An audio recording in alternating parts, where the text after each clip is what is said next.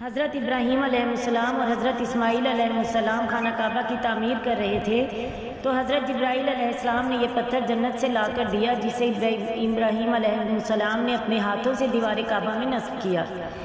اس کے بعد لوگوں نے حجر اسود کے ساتھ چھیڑ چھاڑ کی تھی۔ تاریخ میں ہے کعبہ میں رکھے 2 سونے کے بنے ہرنوں کے ساتھ حجر اسود کو کعبہ کی دیوار سے نکال کر زمزم کے کنویں میں دفن کر دیا گیا۔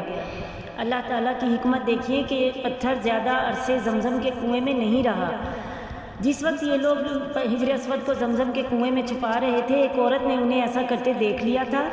اس عورت کی نشاندہی پر حجر اسود کو زمزم کے کنویں سے بازیاب کرا لیا گیا۔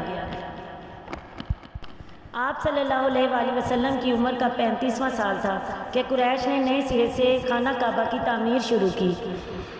نئی تعمیر کے لیے پرانی عمارت کو ڈھانا ضروری تھا۔ جب عمارت حجر اسود تک بلند ہو چکی تو یہ جھگڑا اٹھ کھڑا ہوا کہ حجر اسود کو اس کی جگہ رکھنے کا شرف اور امتیاز کسے حاصل ہو۔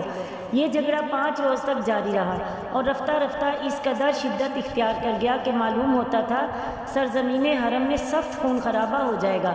لیکن بنو امیہ مخزومی نے یہ کہہ کر فیصلے کی ایک صورت پیدا کر دی کہ مسجد حرام کے دروازے سے دوسرے دن جو سب سے پہلے داخل ہو اسے اپنے جھگڑے کا حاکم مان لیا جائے گا۔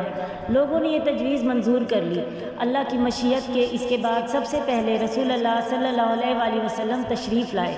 لوگوں نے آپ صلی اللہ علیہ وآلہ وسلم کو دیکھا تو چیخ پڑے کہ ھذا الامین رضینا ھذا محمد صلی اللہ علیہ وآلہ وسلم، یہ امین ہے، ہم ان سے راضی ہیں، یہ محمد صلی اللہ علیہ وآلہ وسلم ہے۔ پھر جب آپ صلی اللہ علیہ وآلہ وسلم ان کے قریب پہنچے اور انہوں نے آپ صلی اللہ علیہ وآلہ وسلم کو معاملے کی تفصیل بتائی تو آپ صلی اللہ علیہ وآلہ وسلم نے ایک چادر طلب کی جو بیچ میں حجر اسود رکھا اور متنازع قبائل کے سرداروں سے کہا کہ آپ سب حضرات چادر کا کنارہ پکڑ کر اوپر اٹھائیں۔ انہوں نے ایسا ہی کیا۔ جب چادر حجر اسود کے مقام تک پہنچ گئی تو آپ صلی اللہ علیہ وآلہ وسلم نے اپنے دست مبارک سے حجر اسود کو اس کی مقررہ جگہ پر رکھ دیا۔ بڑا معقول فیصلہ تھا، اس پر ساری قوم راضی ہو گئی۔